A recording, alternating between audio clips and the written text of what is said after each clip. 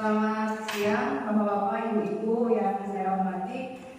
Pada kesempatan ini mungkin Bapak Ibu berada di ruangan ini untuk mendengarkan pemaparan dari salah seorang rekan kita yang mana beliau menjadi peserta calon guru penggerak angkatan ke-8. Untuk itu, supaya mempersingkat waktu acara, kita langsung serahkan kepada Ibu Cucu Kamisa Rahayu. Untuk waktu dan tempat kami persilahkan.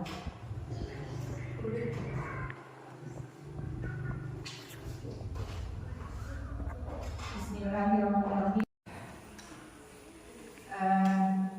Assalamualaikum warahmatullahi wabarakatuh. Ucapan syukur alhamdulillah saya ucapkan. Di samping itu ucapan terima kasih juga saya ucapkan kepada ibu bapak, rekan sejawat yang sudah berkenan hadir di tempat ini. Pada kesempatan kali ini mohon izin saya akan menyampaikan diseminasi atau pengibasan modul 1.4 tentang budaya positif, di mana ini adalah salah satu tugas aksi nyata karena pada ulang sebagaimana ibu bapak tahu saya sedang mengikuti pendidikan guru calon penggerak di angkatan 8. Sebelum menginjak ke materi, saya ajak ibu bapak untuk mengikuti karena sekarang ada CGP angkatan 10 untuk mengikuti CGP angkatan 10 tersebut agar kita bersama-sama untuk bergerak, tergerak dan menggerak.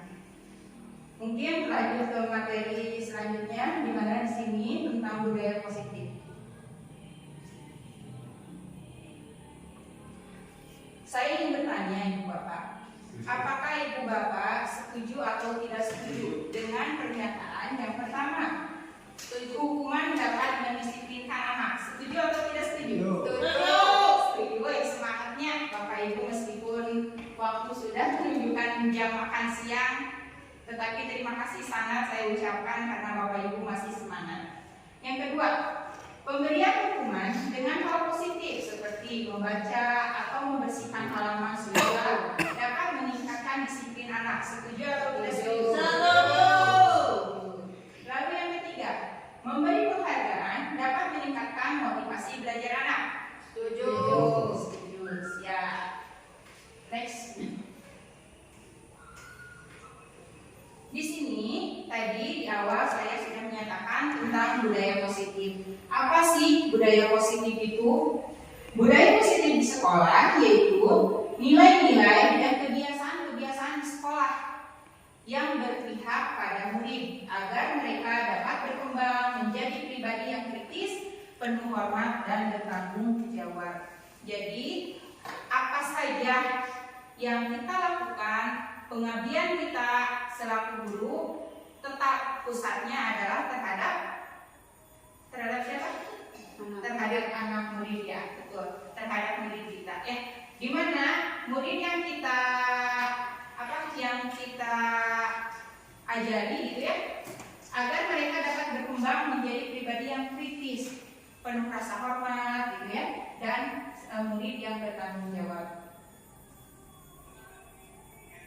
Nah, sekarang di sini kita harus melakukan perubahan paradigma. Paradigma seperti apa? Di sini ada salah satu contoh.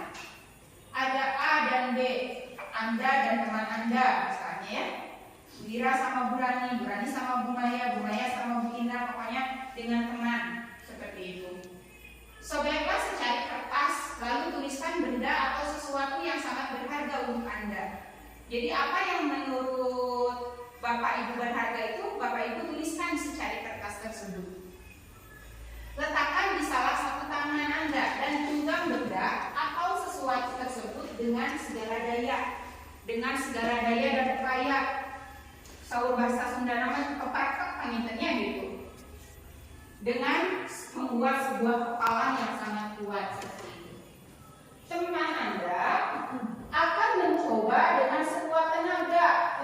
membuka kepalan yang ada kepalan tadi seperti itu.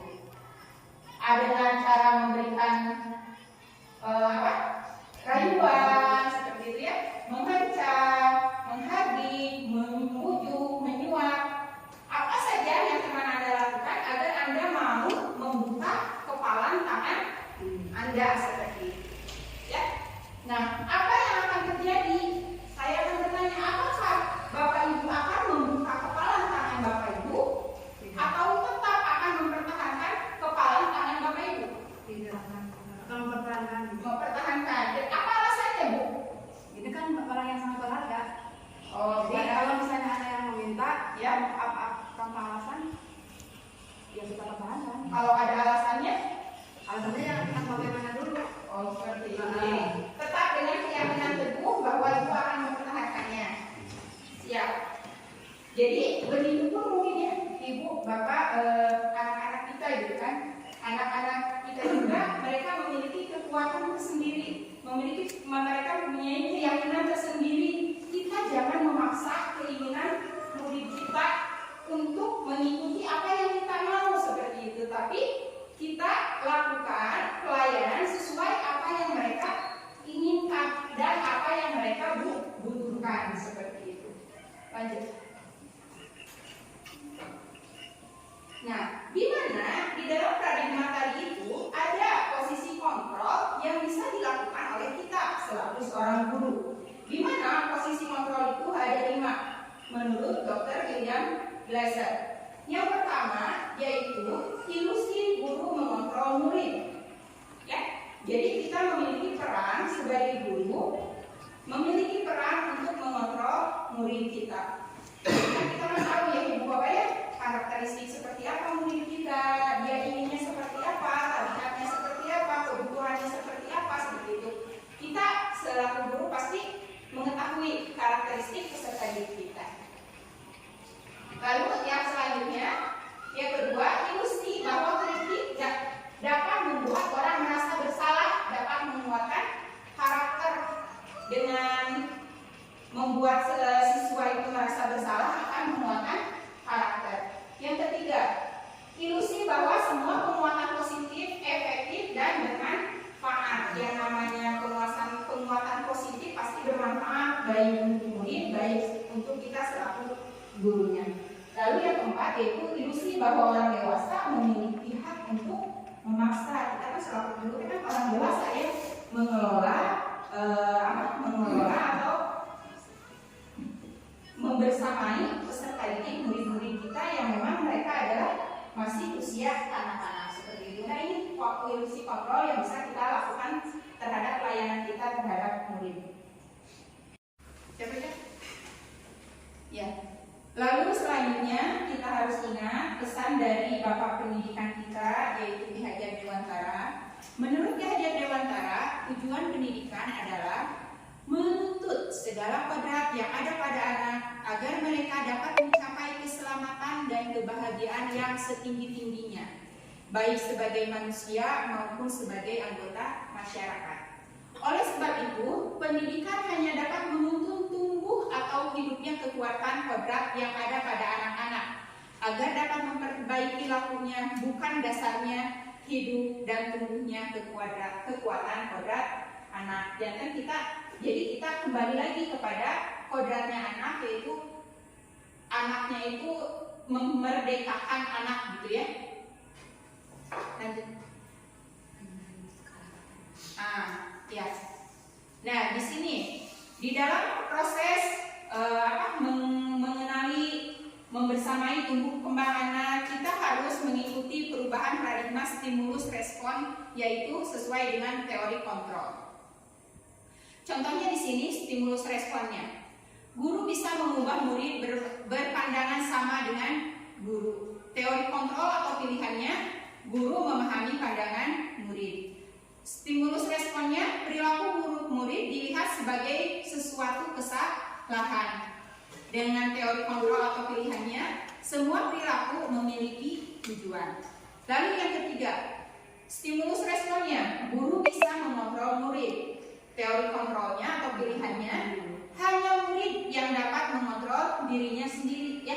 Jadi sebetulnya si murid hanya dia yang mampu mengontrolnya tuh, sama hanya memberikan pelayanan. Lalu stimulus responnya, guru dapat memaksa murid pada saat bujukan gagal. Ketika kita nolong, intinya membujuk tapi gagal.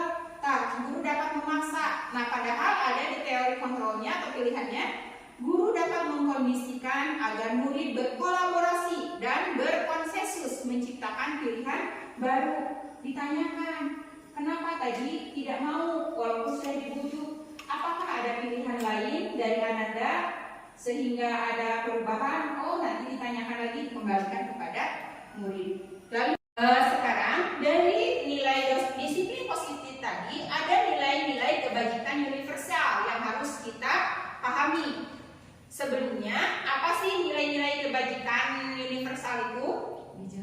Adalah kebajikan kebijakan. Tadi kan sudah membahas tentang disiplin positif. Di mana disiplin positif itu kita harus memahami nilai-nilai kebajikan universal. Apa saja sih nilai-nilai kebajikan universal itu? Nah, sebelumnya nilai-nilai kebajikan adalah sifat-sifat positif manusia yang merupakan tujuan mulia yang ingin dicapai setiap individu. Nilai-nilai tersebut, ya, tadi kan sudah membahas tentang disiplin positif. Nah, di dalam disiplin positif itu kita harus mengetahui nilai-nilai kebijakan universal. Di mana nilai-nilai kebijakan universal adalah sifat-sifat positif manusia yang merupakan tujuan mulia yang ingin dicapai setiap individu. Nilai-nilai tersebut bersifat universal dan lintas bahasa, suku, bangsa, agama maupun latar belakang. Dengan mengaitkan nilai-nilai kebijakan yang diyakini seseorang, maka motivasi intrinsiknya akan terbangun sehingga menggerakkan motivasi dari dalam diri untuk dapat mencapai tujuan yang mulia. Itu menurut Dian Gosen pada bukunya tahun 1998. Nah, kalau di sekolah, nilai-nilai kebijakan universal itu kita bisa kaji dan menggalinya, yaitu sesuai profil belajar Pancasila seperti itu ya. Ibu bapak tahu kan yang pertama apa? Profil belajar Pancasila itu? Nah, beriman dan bertakwa terhadap Tuhan Yang Maha Esa. 2, berakhlak mulia. 3, kebinekaan global. Yang lanjutnya, bergotong royong, lalu mandiri, lalu kreatif dan bernalar kritis. Ya. Tadi ada tentang disiplin positif. Kita harus mengetahui bahwa ada juga konsep tentang disiplin dengan identitas gagal, yaitu dengan hukuman dan penghargaan. Sudah kita ketahui bersama bahwasanya apalagi ya hukuman pasti itu hukuman konsep disiplin dengan identitas gagalnya itu pasti ada. Dan ternyata sekarang saya juga secara pribadi mengetahui bahwasanya dengan penghargaan juga itu merupakan konsep disiplin dengan identitas gagal. Ada hukumannya seperti apa sih yang dinyatakan bahwa konsep disiplinnya dengan identitas gagal? Yaitu 1, hukumannya itu yang menyakiti, 2, yang membuat tidak nyaman, 3, yang membuat murid merasa takut, 4, yang memaksa, 5, murid menyembunyikan kesalahan, dan yang ke-6, murid menjadi rendah diri. Itu yang hukuman yang harus kita hindari kepada murid-murid kita, anak-anak kita, karena dengan hukuman seperti itu menjadi sungguh membuat disiplin dengan identitas gagal. Lalu ada juga ya ibu bapak, di dalam penghargaan tidak serta-merta selalu bernilai positif. Ternyata ya ibu bapak, ada penghargaan yang konsep disiplinnya dengan identitas gagal, yaitu dengan penghargaan 1, bisa membuat suasana merusak hubungan, yang kedua mematikan kreativitas, yang ketiga menghukum dengan sistem ranking, dan yang keempat merampas hak menghargai dirinya, seperti itu ya. Apalagi dengan anak-anak kita ketika semester 1 misalnya kita nyatakan ranking 1, pas semester 2 nyatakan ranking 5 langsung down ya. Seperti itu mungkin itu konsep di sini dinyatakan bahwa pemberian sistem ranking menjadi konsep disiplin dengan identitas gagal. Lalu selanjutnya Ada juga konsep disiplin dengan identitas sukses. Yang pertama dengan cara konsekuensi, yang kedua dengan cara restitusi. Kalau konsekuensi yaitu penguatan jangka pendek, perlu monitoring berkelanjutan, harus adanya stimulus respon, lalu murid menghormati peraturan, dan yang kelima kehilangan waktu untuk merenungi kesalahan. Jadi kan tidak ada rasa bersalahnya di dalam dirinya. Kalau secara restitusi, di murid bertanggung jawab terhadap perilakunya, fokus pada pemecahan masalah jangka panjang, murid menghormati dirinya dan orang lain, teori kontrol pada dirinya memegang kontrol tertinggi, lalu murid bersemangat memperbaiki kesalahannya. Lanjut. Tadi, apa sih bedanya hukuman dengan konsekuensi? Kalau hukuman, sesuatu yang menyakiti, membuat murid sakit fisik dan hatinya untuk jangka waktu yang lama. Murid membenci kedisiplinan, mendorong murid menyakiti diri sendiri dan adanya paksaan. Kalau konsekuensi, sesuatu yang harus terjadi, membuat murid merasa tidak nyaman dalam jangka pendek, murid menghargai disiplin, mendorong murid agar dapat menyesuaikan diri, dan adanya stimulus dan respon. Nah, di sini kita mencoba membedakan antara hukuman dan konsekuensi. Saya mau bertanya pada ibu bapak. Ada tindakan yang dilakukan oleh guru. Yang pertama mencatat 100 kali di buku kalimat saya tidak akan lagi terlambat sekolah karena terlambat sekolah adalah sesuatu yang tidak baik. Itu termasuk hukuman atau konsekuensi? Hukuman. Betul. Yang kedua, lari mengelilingi lapangan basket 2 kali karena terlambat hadir di sekolah. Hukuman.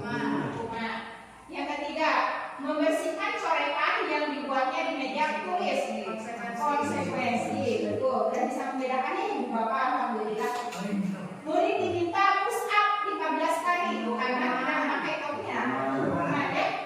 Berjemur di lapangan basket pukul 12 siang karena mengobrol dengan teman. Hukuman. Lalu yang terakhir nih bapak ibu, menggantikan kertas tugas teman yang telah dicoret-coret. Bedanya ini saya membedakannya, nah itu adalah hukuman dan konsekuensi.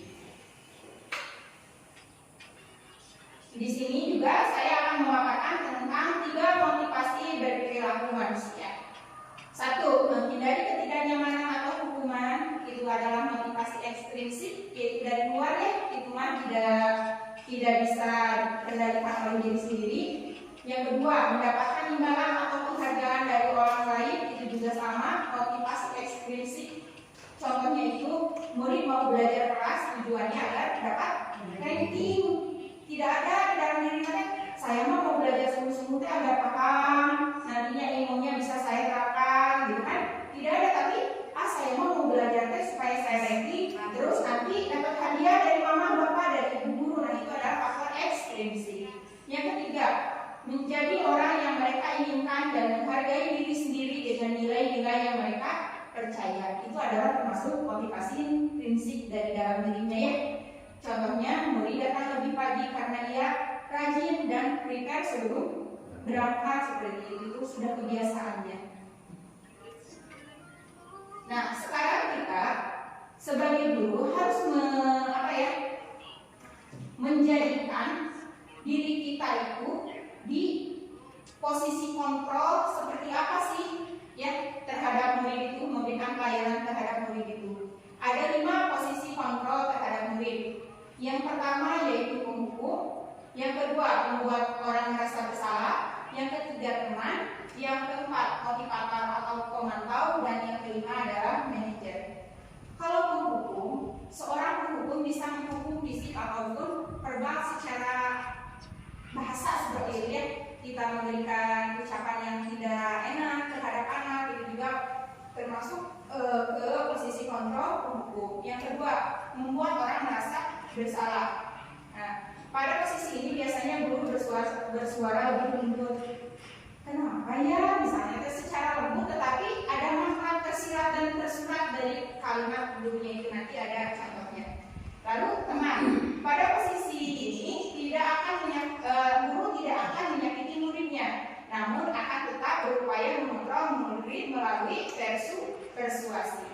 Yang keempat, motivator atau pemantau. Sebagai pengawas sebenarnya, jadi mengawasi lebih dari guru terhadap anak didik teh. Lalu yang kelima adalah manajer, yaitu posisi mentor, di mana guru berbuat sesuatu bersama dengan murid, mempersilahkan murid mempertanggungjawabkan perilakunya, mendukung murid agar dapat menemukan solusi atas permasalahannya sendiri. Nah, Ibu Bapak, saya mau bertanya, di 5 posisi kontrol terhadap murid ini, di mana sih yang paling baik kita lakukan sebagai guru untuk melakukan pelayanan terhadap murid yang mana? Menurut Ibu Bapak? Apakah hukum? Ya, manajer yang mungkin Ibu Bapak ya. Jadi kita tadi kan di awal bahwa kita sebagai pelayan terhadap peserta didik, terhadap murid, kita mengembangkan potensi yang dari murid tersebut. Nah, sesuai dengan posisi kontrol manajer, kita dapat menemukan solusi atas permasalahan diri sendiri yang ada pada diri murid. Lanjut. Nah, ini contoh kasusnya Bu, yang tadi penerapan 5 posisi kontrol. Ketika kasusnya ada murid yang sering datang terlambat. Kalau secara hukuman pasti murid diminta push up 10 kali. Push up kamu karena kamu telah kesiangan, gitu kan? Kalau pembuat rasa bersalah, kan tadi dengan suaranya itu lemah lembut ya Bu ya. Bapak pasti berkatanya teh, guru sudah memberitahu kamu, gitu kan ya? Sudah beberapa kali kamu terlambat. Begitu payahnya kamu, nah secara halus lembut, tapi ada kata begitu payahnya kamu, gitu kan? Itu kan membuat anak merasa bersalah, gitu ya. Tanpa ditanya dulu kenapa kamu kesiangan, seperti itu. Kalau secara posisi teman, ayolah jangan terlambat lagi, buat senang guru ini, jangan terlambat lagi ya nanti. Beda ya Bu ya bahasanya itu ya. Yang kalau pemantau, karena kamu terlambat 10 menit, ini mah ada ya namanya juga pemantau, jadi tahu si anak teh latnya berapa menit, maka nanti waktu istirahatmu dipotong 10 menit untuk memahami penjelasan yang saya jelaskan 10 menit pertama karena anak teh kesiangan. Kalau tadi yang terakhir restitusi atau manajer ya Bu ya, kalau jawab bahasanya pasti apakah kamu tahu kesalahanmu, gitu kan yang ditanya dulu anaknya. Kira-kira bagaimana kamu akan memperbaiki kesalahanmu ini. Jadi tidak kita langsung menjudge anak, tetapi kita bertanya kepada anak seperti itu.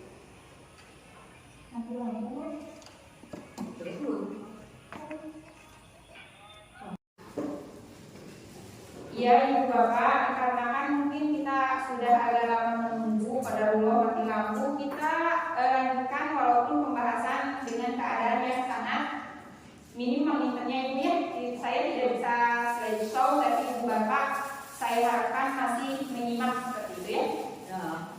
Di sini kita lanjut ke keyakinan kelas Ibu Bapak.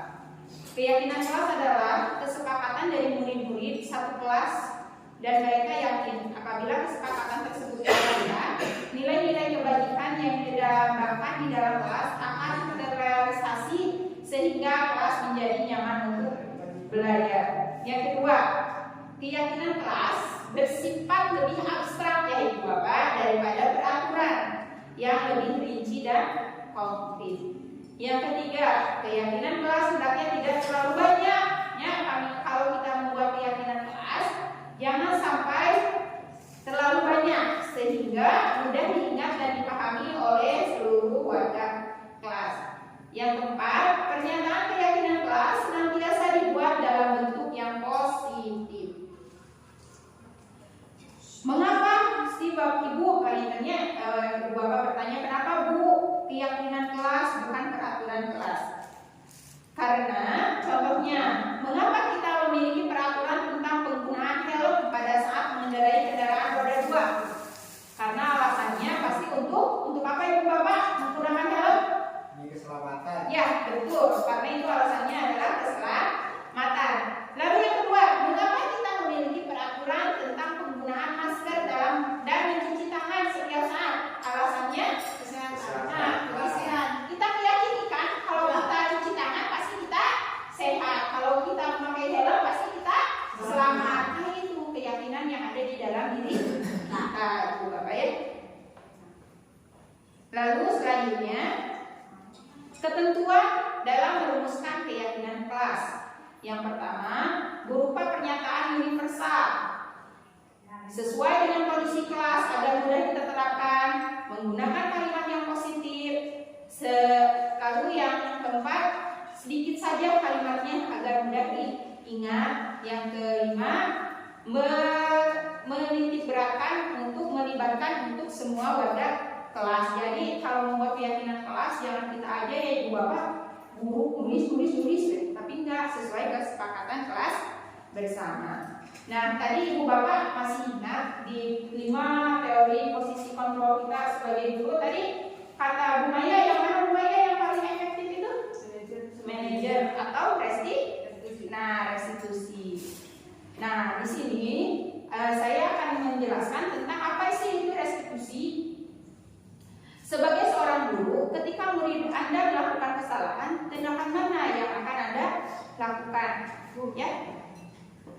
Ketika kita melakukan, menunjukkan kesalahannya dan memintanya melihat kesalahannya secara baik-baik, mengingatkan murid Anda akan kesalahannya yang sama di waktu sebelumnya, bertanya kepadanya, kenapa kamu melakukan sesuatu yang seharusnya tidak kamu lakukan, mengkritiknya dan mendiamkannya, itu adalah hal yang tidak baik ya ibu bapak. Itu akan merasa anak merasa gagal apabila seperti itu. Nah, dengan kegiatan restitusi adalah proses menciptakan kondisi bagi murid untuk memperbaiki kesalahan mereka sehingga mereka bisa kembali pada kelompok mereka dengan karakter yang lebih kuat. Restitusi juga merupakan proses kolaboratif yang mengajarkan murid untuk mencari solusi untuk masalah mereka dan membantu murid berpikir tentang orang seperti apa yang mereka inginkan, ya, yaitu tujuan mulia dan bagaimana mereka harus memperlakukan orang lain. Di sini ada juga ciri-ciri restitusi. Yang pertama, bukan untuk menembus kesalahan, namun untuk belajar dari kesalahan. Yang kedua, untuk memperbaiki hubungan. Yang ketiga, tawaran, bentuknya tawaran restitusi yang bukan paksaan. Yang keempat, restitusi menuntut untuk melihat ke dalam diri sendiri, diri siswa. Yang kelima, restitusi mencari kebutuhan dasar yang mendasari tindakan. Yang keenam, restitusi diri adalah cara yang paling baik. Yang ketujuh, restitusi fokus pada karakter bukan pada tindakan. Yang kedelapan, restitusi fokus pada solusi. Ingat-ingat ya ibu bapak, restitusi itu fokus pada solusi. Yang kesembilan, restitusi mengembalikan murid yang berbuat salah pada kelompoknya. Nah, bagaimana sih segitiga restitusi itu? Ada 3 tahapan dalam melakukan segitiga restitusi. Namanya juga segitiga ya Bu, memiliki 3 sisi. Yang pertama yaitu menstabilkan identitas. Yang kedua, validasi tindakan yang salah. Yang ketiga, menanyakan keyakinan. Kalau tadi contohnya itu ada Bu, yang teori kontrol, contohnya siswa yang baru yang terlambat. Nah, yang sering terlambat ya. Apabila kita melakukan segitiga restitusi terhadap siswa yang terlambat, yang pertama kan menstabilkan identitas ya ibu bapak.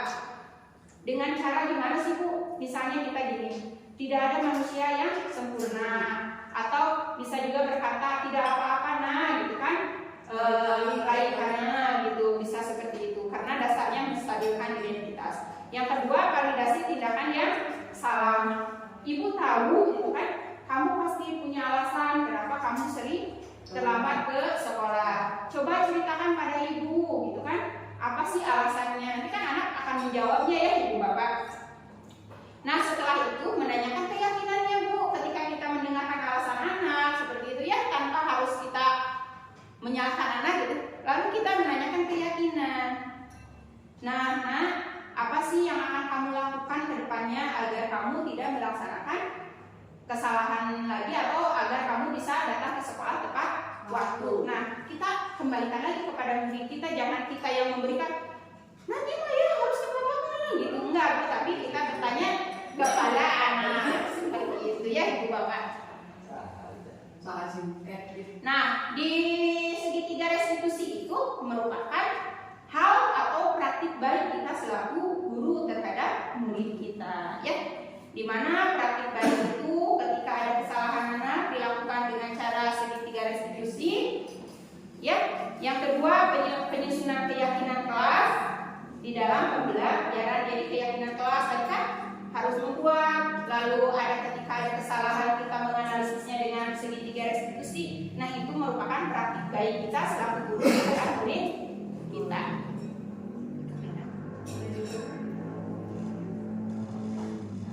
Ya, mungkin itu Bapak yang bisa saya paparkan pada kesempatan kali ini.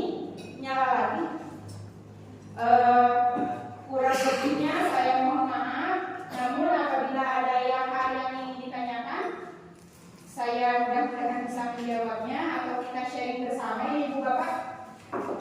Apakah ada hal yang ingin ditanyakan Ibu Bapak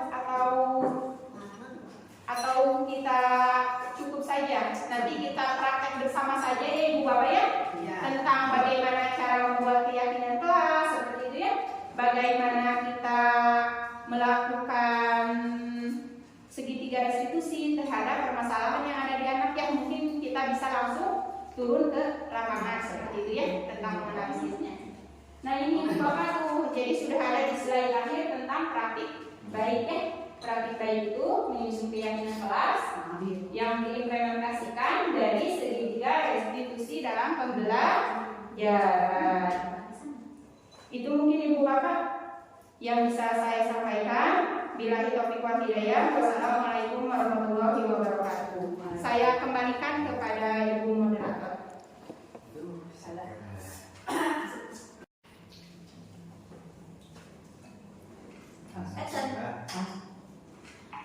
Terima kasih kepada Bu Muncu yang telah memberikan materi yang mungkin sangat berharga buat kita sebagai pendidik di SD Muhammad Hari.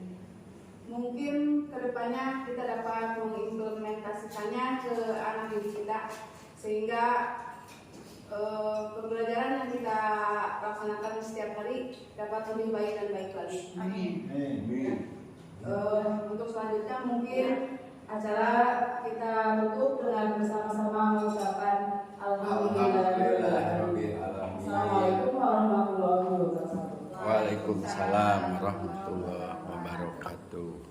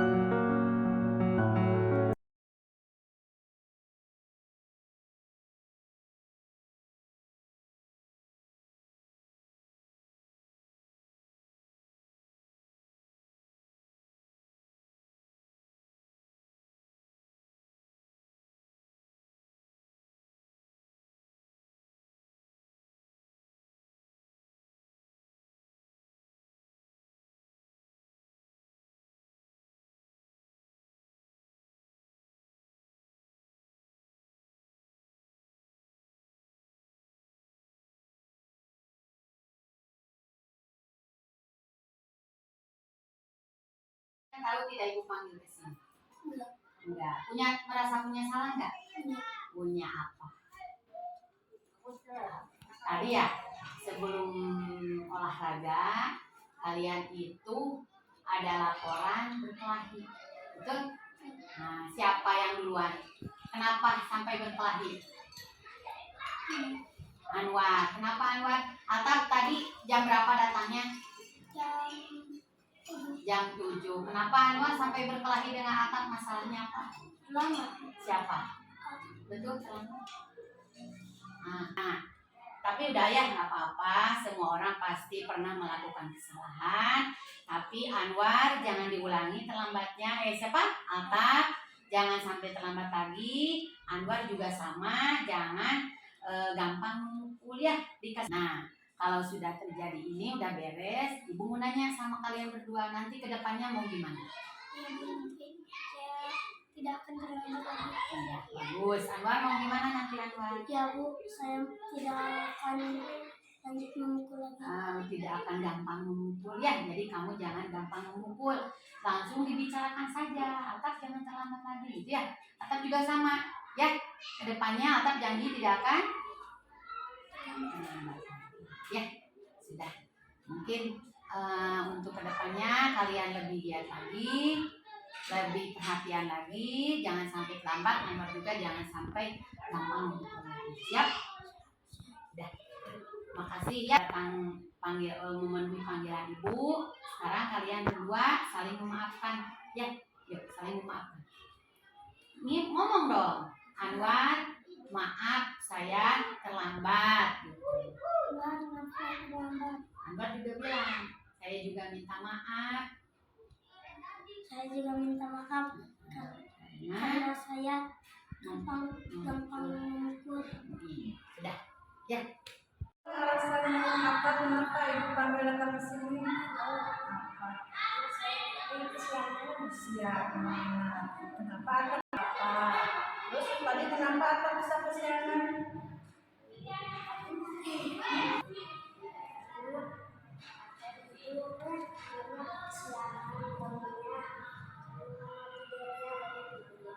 Emang suka jam berapa kalau tidur malam?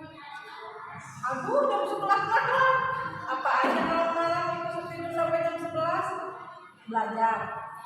Belajar apa main HP? Benar, belajar. Nah, kalau besok lagi anak kecil itu sampai dari jam 9. Jam 9 anak kecil udah harus tidur. Untuk besok lagi akan harus bisa memperbaiki kesalahannya. Mau kan memperbaiki kesalahannya? Coba dengan cara apa?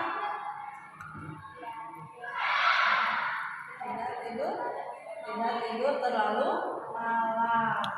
Awas ya, besok tidurnya jangan malam-malam biar tidak kesiangan lagi. Kalian tuliskan tentang keyakinan kelas di kertas ini. Nanti kalian akan dibagi kertas ini satu persatu dan kalian tuliskan keyakinan kelas yang kalian inginkan, ya. Siap? Siap. Bagikan kertas ini satu persatu.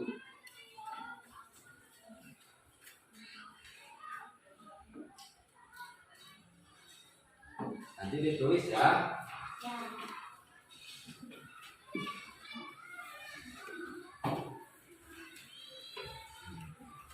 Di belakang dulu, sini ke belakang.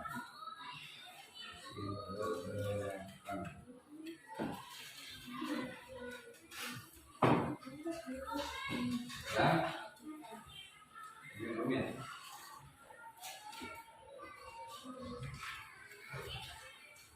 Ya.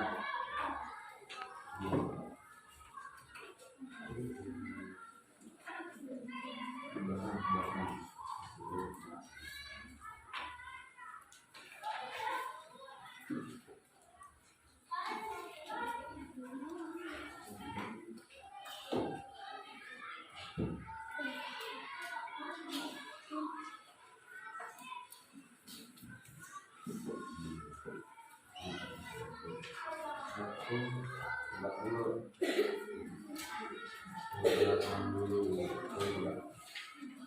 Nah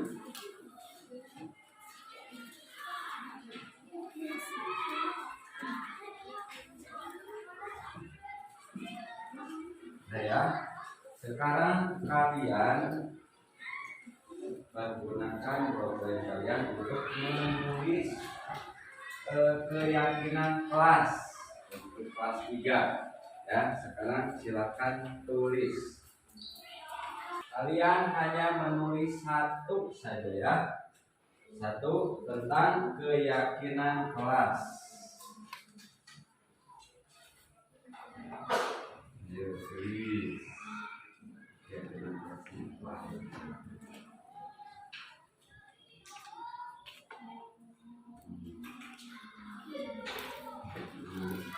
Ya.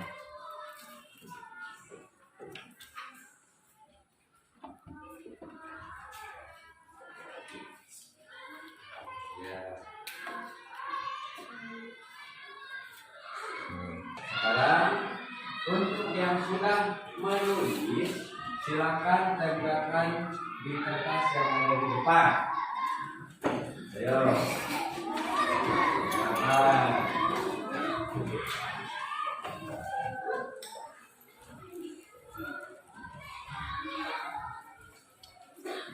Yang sudah boleh duduk lagi ya.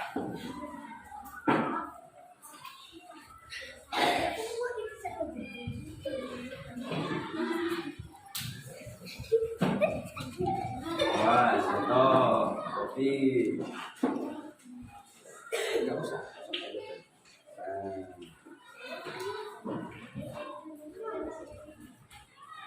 Sekarang Bapak akan melihat ada yang sama atau tidak. Coba yang pertama, tidak membuang sampah sembarangan. Coba tadi siapa saja? Oh belum. Siapa saja? Ada lagi? 1, 2 orang ya? 2 orang. Tidak membuang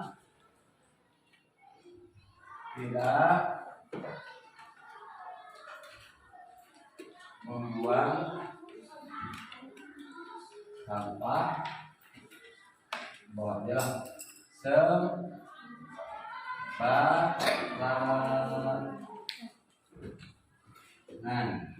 Ya. Terus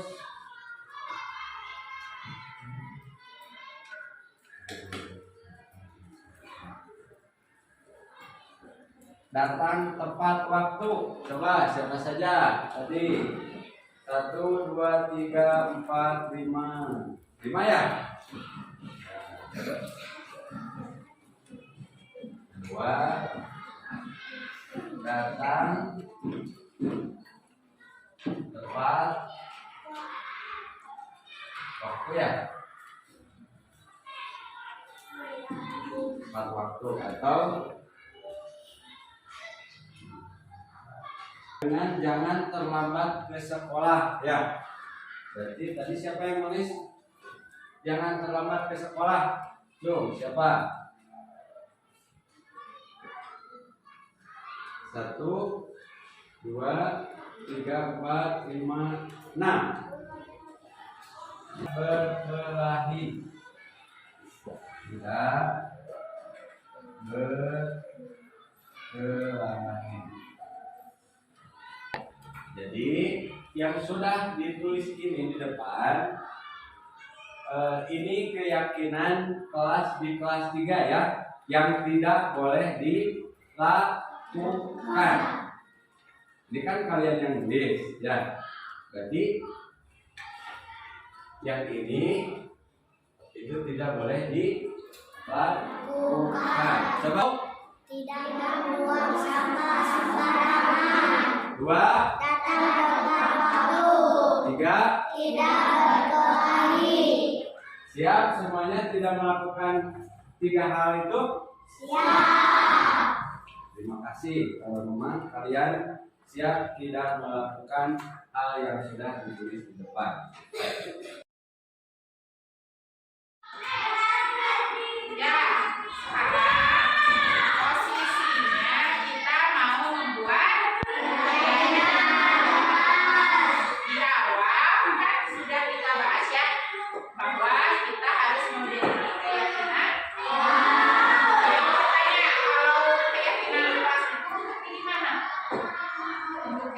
untuk dihindari.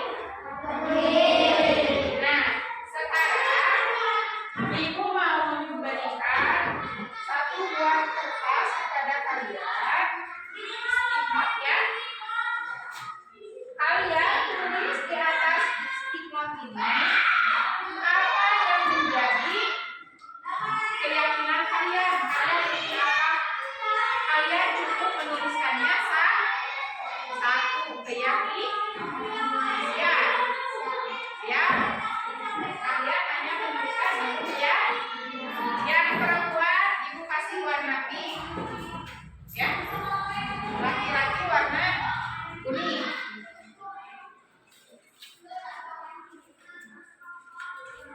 Kalian tidak usah bertanya kepada teman-teman kalian ya.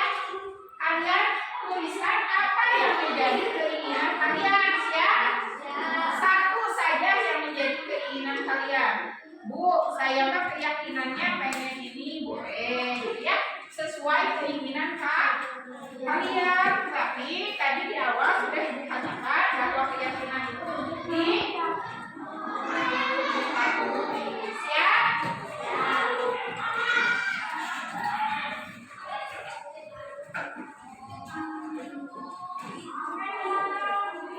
Udah semua belum?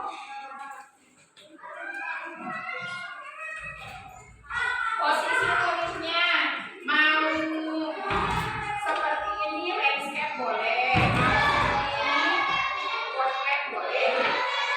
Ya, ada keyakinan kelas yang sudah kalian inginkan. Coba sekarang kalian tulis di atas stigma tersebut.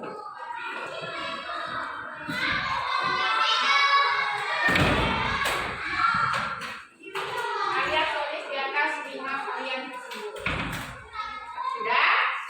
Ada yang sudah? Kalau yang sudah, kalian bisa disimpan di tempel ya. Satu saja gimana terserah kalian. Ada yang sudah? Nah, kamu boleh simpan di depan. Di tempel di depannya dua. Kalau yang lainnya yang sudah boleh disimpan di depan. Ya. Tempel ya. Yuk, yang sudah siapa lagi? Contohnya jangan terlambat ke sekolah. Di sekolah tidak boleh berlebihan. Misalnya ya, jangan waktu itu ya. Ya, nanti kalau boleh lah kalau seperti ini perempuan, nanti di sini laki-laki ya.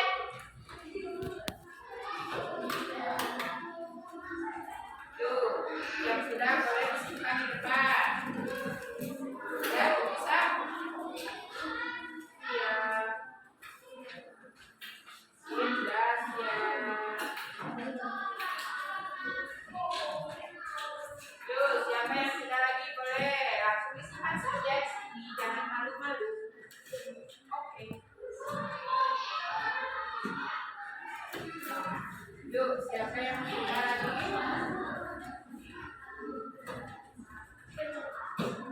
Yaudah yuk, tulis.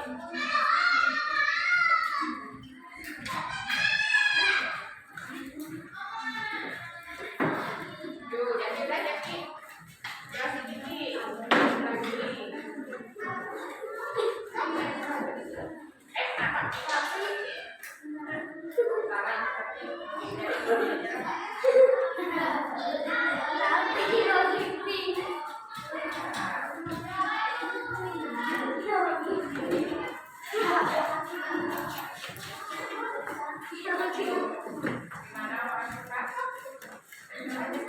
Gak usah takut salah ya.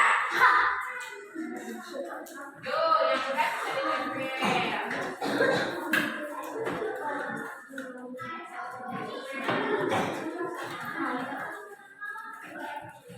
Jangan takut salah.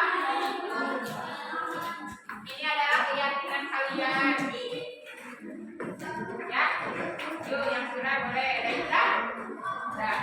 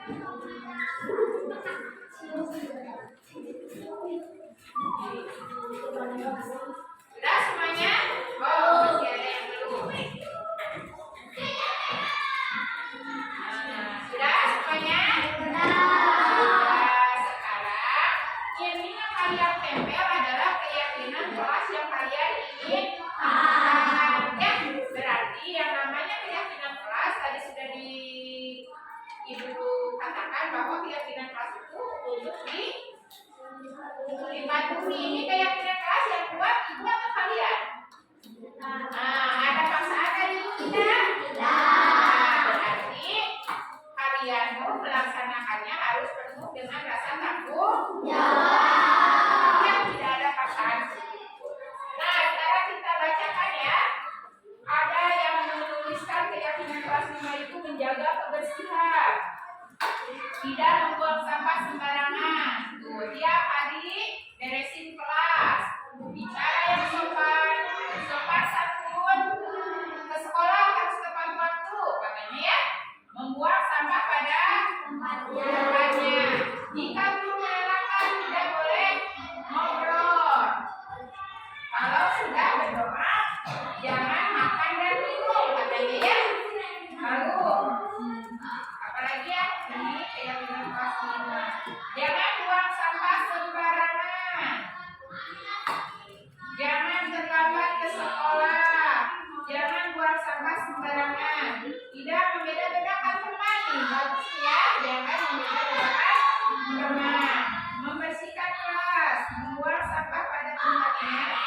Tidak boleh membuang sampah sembarangan. Lalu menjaga kebersihan. Ke sekolah harus tepat waktu. Di sekolah tidak boleh berisik, ya. Kita belajar dengan tekun. Oh, ada juga yang saya ingin membuat kerajinan, ya. Kerajinan tadi menghias kelas ya. Nanti menghias kelas ya. Tuh ada akan menghias kelas, katanya tuh. Keamanan, dijaga keamanan kelas ya. Lalu di sekolah jangan bicara kalau guru menerangkan. Gak apa-apa kalau ada diskusi mah ya boleh ya. Masa diskusi itu aja yang bicara ya. Kalau kalian beda ngobrolin hal-hal yang gak perlu diobrolkan kelas itu gak boleh. Jangan buang sampah sembarangan tuh. Jangan buang sampah sembarangan. Berarti yang pertama keyakinan kelas kita adalah harus paling banyak di sini apa? Menjaga kebersihan nih. Ibu pisahkan ya tentang kebersihan. Kebersihan. Ini tentang kebersihan semuanya ya. Mana lagi ya? Buang sampah pada tempatnya. Buang sampah sembarangan. Di sini ada. Buang sampah sembarangan. Buang sampah sembarangan. Menjaga kebersihan, membuang sampah pada tempatnya. Lalu ada di sini ya. Nah, jangan buang sampah sembarangan, jangan buang sampah sembarangan. Nah, ini lihat banyak ya yang menulis jangan buang sampah sembarangan atau harus menjaga kebersihan. Yang kedua, harus bicara yang sopan, sopan santun. Nah, ini bicara sopan, sopan santun. Ada lagi nggak ya? Ya. Nah, ini ada yang ketiga, ke sekolah harus tepat waktu. Ada lagi nggak ya? Ini ada kelewat membersihkan kelas di sini ya. Nah, ke sekolah harus tepat waktu. Mana ya? Lalu Digra boleh mengobrol katanya ya ketika ibu sedang menerangkan. Mana lagi ya? Ini dulu ya, kenalin ya. Nah, tidak boleh mengobrol. Mana lagi ya?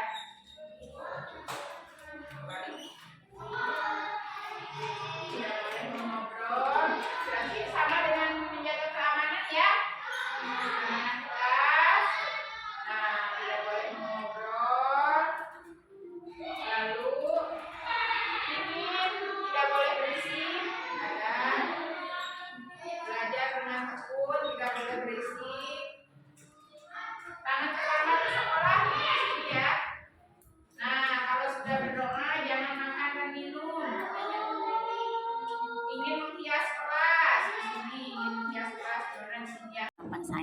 tentang misalkan ada kasus di sekolah, guru menggunakan cara segitiga restitusi, itu adalah merupakan salah satu cara untuk memperbaiki atau mewujudkan disiplin diri anak tersebut.